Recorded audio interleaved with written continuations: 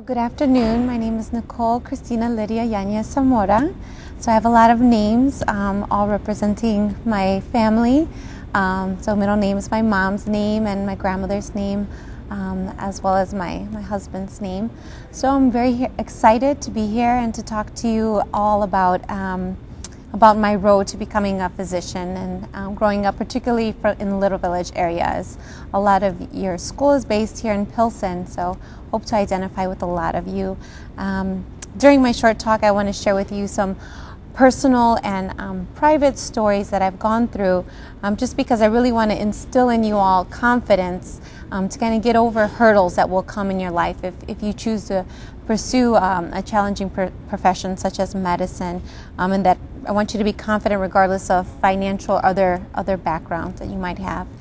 So to give you a little bit of information about myself, so my dad was born in Monterrey, Mexico. He was the baby of 6 children, and he and his family, my family, all crossed when he was about 9 months of age.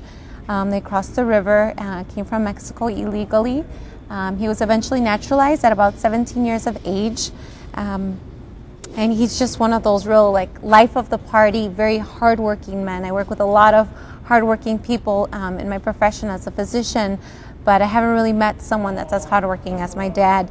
Just to give you an idea, my dad did construction, snow plowing, landscaping, security, a lot of different hats that he wore. But he always was very pleasant and happy to do his work. My mom was born here in Chicago. Her roots are Tex-Mex, and she's Mexican descent as well. She was a baby of 8. So she also had a very large family, a lot of wisdom to learn from. My mom is very loyal, charming, and perseverant. And I think that's probably one of the most important characteristics that I got her. And I think as going through high school, I think that's a real important attribute to pick up to get you through what you want to be in the end. Something really personal about my mom is that she's always been very self-conscious about her intellect. She went to Kelly High School, which I'm sure you are all very familiar with that high school. And she felt that she never really got a good education. So it's really important to her that we go to a private Catholic school, my brother and I, for grammar school as well as high school, regardless of the financial sacrifice that would be for my family. So I was born about almost 32 years ago. My family took me home to 31st and Lawndale. Our home, some of the windows were missing glass and covered with plastic. We didn't have any heat. So the rooms were heated with space heaters. So my parents had a real rough early marriage financially, but they got through it. And the next year, my brother was born, who I mentioned because he's been my partner in crime throughout my entire life and continues to be one of the biggest rocks in my life, getting me through things. Unfortunately, at the age of 3, my parents divorced, but they always remained on good terms and did a great job raising us regardless of the divorce. So we moved in with my grandparents during the week and my dad on the weekends. So as I mentioned, my dad worked a lot. He worked 6 to 7 days a week, and so as you can imagine, our weekends were often spent working with my father. So for example, when my dad was doing construction, we would be doing demolition, or when he was doing snow plowing, we would shovel snow. When he was doing landscaping, we were pouring wood chips. So we are always working with my dad, and from a young age, my dad never once asked us, "What do you want to be when you grow up?" He just told us that what you need to do in life is you need to find out what it is that you really, really love in life. And it requires investigation and work to figure out what it is that you love. And once you figure out what you love in life, he said, then you just need to find someone that will pay you to do it. And once you do that, you'll be happy because, when you become an adult, you'll eventually be working 40 to 80 hours a week of your life. And so you won't be doing anything in this life more than working, likely. And so it's such a huge key to happiness. And so he really stressed that a lot. As I got older, he said, I really want you to choose a career in service. It has to be service oriented. He said, I don't care if you're a cosmetologist or an accountant, it has to be in service. Because if you're very good at what you do in service, people become dependent upon you. And it's very gratifying to help other people. and then you'll always have work. You'll never go hungry. And so that was always really resonant with me. He would just repeat this over and over again to my brother and I. But he never really said specifically what we had to do. He would be proud anyway. It just had to be something that made us happy, and that was service-oriented. He wanted us to have job security. And so that's that. So as a high school student, like a lot of you, I was interested in a lot of different things. One of the things that I was really fascinated was botanicas in the 26th Street area. And so these were herb shops where you can go and get advice from a botanical expert. You can get a lot of different teas for different ailments, drink or bathe in them, a lot of different things. And so I was really fascinated with this because my grandmother, who I was very close to, used a lot of these to keep her 8 children healthy. They had very limited resources, as you can imagine, and so she had to be very resourceful in terms of how she treated them. Whenever I would get a cut, she would always put a piece of onion with Scotch tape on my cut. And I thought it was weird, but it stopped the bleeding immediately, and I never had a scar. And then now as a physician and older as an adult, I recently had a cut, and I went and bought Mederma, which is a special cream for healing scars, clinically proven. And then I read the active ingredient, and it was onion extract. And it just made me realize full circle in terms of where things come from in medicine, and just kind of the foundation of my interests and everything. It goes back a lot to my grandmother. In high school, my favorite subject was psychology. It just made a lot of sense. The concepts just really clicked. I've always been a people person. I love talking to people and interacting with people. I've also naturally been a problem solver. Whenever something arose in my family or at school, I always just like to kind of talk things through and just pretty much everyone get along and help people in that sense. I also fell in love with Spanish, so I took advanced placement courses in Spanish, and so fell more in love with my Spanish culture, Spanish language, music, art, and all of that. So I was starting to know more or less, even at the high school age, what it was that I really loved in life. At the same time, my dad was thinking about choosing a career for himself, a career that would provide medical insurance for us, because we grew up using free clinics and sliding scale clinics all our lives, and as we were getting older, he felt it more important that we have some type of stable medical insurance, and he also wanted a change of pace and plans for the future. So actually in his late 30s, he became a Chicago police officer, and he actually served the 10th District, which is the neighborhood that we grew up in, which is a very rough, gang-infested, drug-infested area. So by the end of high school, I was thinking possibly DEA agent was what I wanted to do, because I could encompass, my, I don't know if you would say anger, but just my strong feelings towards getting, drugs off the street. So we lived on the border between 2 rival gangs, so there were constant physical wars going on our block, and bullets going into our building. My dad running out, off-duty police officer, as guns were being shot at the park across the street while innocent people were playing. And so and a lot of it went back to drugs. And so I was really interested in decreasing the amount of drugs in our neighborhood, as well as I felt there was a huge psychology component to drug dependency. And I could use my Spanish as they do a lot of interpreting of tapes, audio in Spanish as well in terms of importation. So I thought at that point that's what I was thinking. So it was the night before high school and high school graduation, and I went to my aunt's hair salon to get my hair done. And so I know a lot of you girls will identify, and boys as well, at this high school age, you just, things don't seem as important in terms of long-term goals, what university you're going to go to. And things like your hair and your clothes and things like that are so important at this age. And so I went to her salon, and she asked me how I had done on my ACT, and I told her I got a 27, and she was really excited for my score, and she was like, "Oh, what university are you going to?" And I told her that I had decided to not go to a university, that I talked with my parents in terms of financial resources. We really didn't have money for me to go to a $25,000 university, and so maybe I would go to a community college part-time and then work, and then I had plans to buy a car for myself. And she was just so upset. I still remember to this day. She told me flat out, "I absolutely refuse to do your hair unless you promise to go to a university." And she knew I had applied to Loyola and some other universities and been accepted.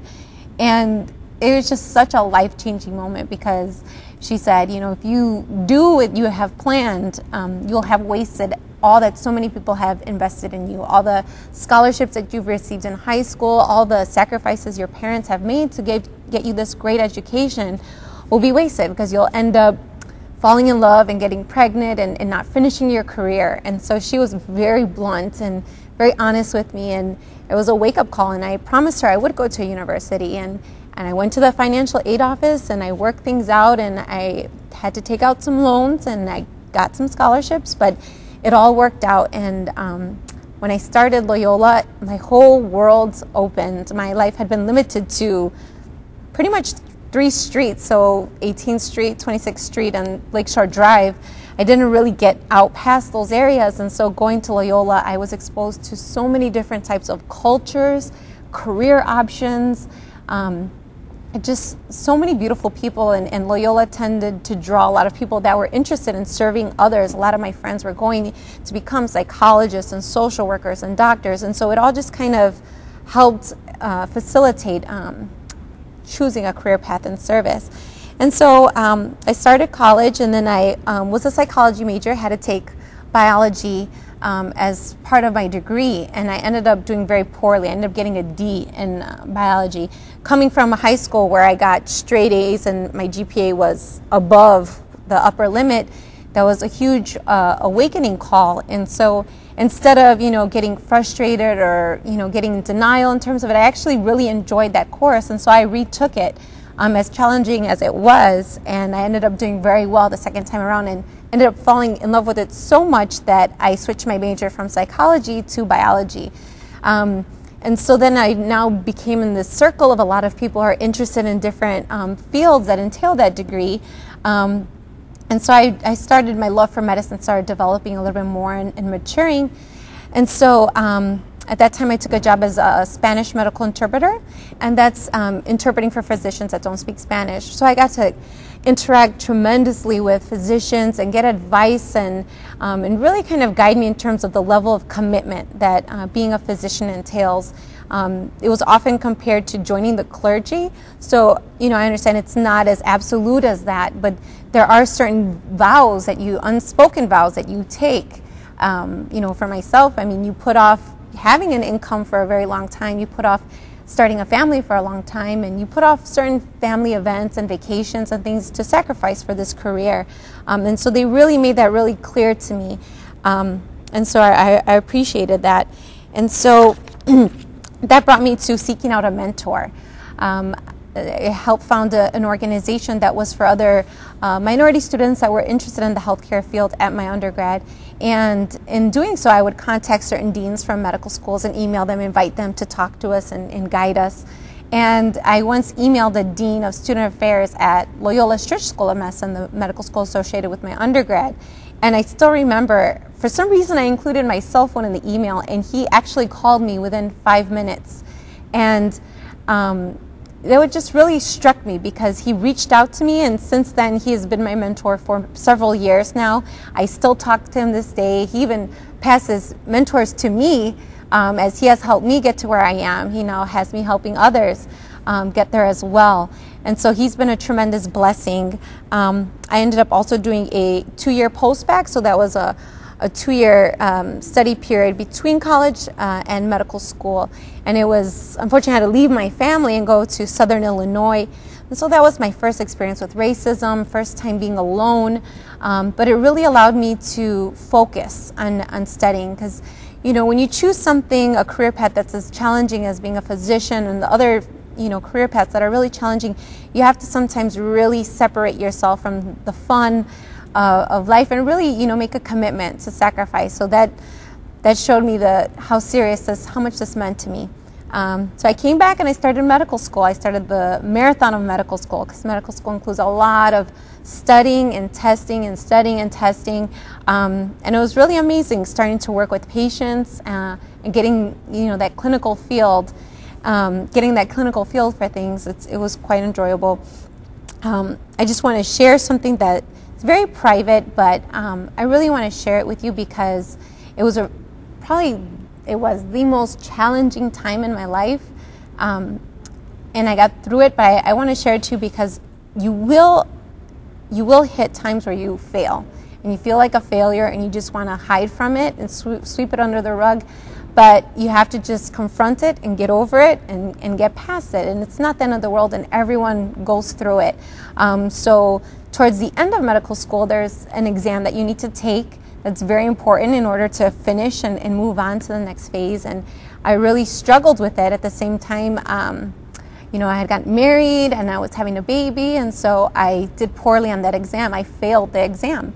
And I was just distraught because there's just so much going on, and I had to retake it. And it was such a challenging experience to have to remove myself from a new baby and my family and kind of just leave them to support me and really just go off and focus and do what I had to do. When I was able to do that, I did tremendously better, and I was really, really happy to see what a difference being focused and not as stressed, how that affects a person. But it's a very personal story, but the reason why I share it is just because I know you are going to hit, hurdles like this regardless of what your career choice is.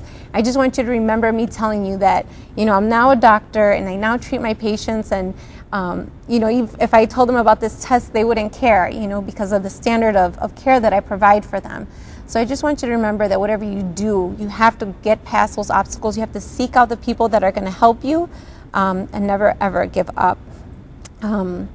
So I just wanted to touch briefly upon my life now. So as a family physician, I incorporate all of the different things that I love. So as I mentioned, psychology. So I have patients with clinical depression, schizophrenia, bipolar disorder, a whole spectrum.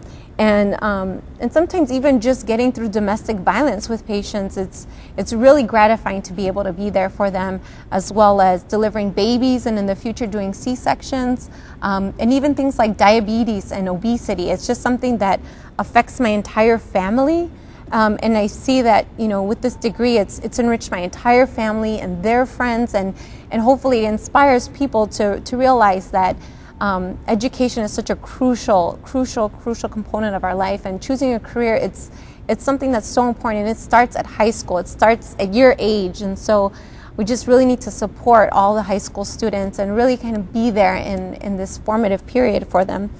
My last thing is, as a mom and as a family doctor, I wanted to let you know that I recently had to tell a 17-year-old that she was pregnant and HIV positive. It was the worst day of my career, and I was crying and she was crying. Her mom and dad were beyond words.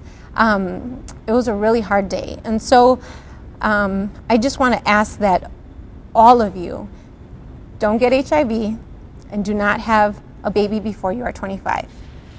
HIV for obvious reasons, and the reason why I say if you don't have any children yet, just to wait at least until you're 25 is because there's so much that you need to develop. You have so much to grow, so much to invest in what you want to do for the rest of your life. Once you have a child, it changes things, priorities shift, and it's a beautiful thing. It's one of the things I'm most proud of in my life. But I'm so happy that I sacrificed, and even though I wanted to start a family at a much younger age, I waited, and now I'm at a place where I can provide a nice, healthy home, stable home for my child. So please keep those two things in mind and really make a commitment to that, because I did make a commitment to that when I was your age, because I remember how things are at that age. And so really make that commitment, and just remember, if nothing else, find out what really makes you happy, and then find someone to pay you to do that. So, thank you.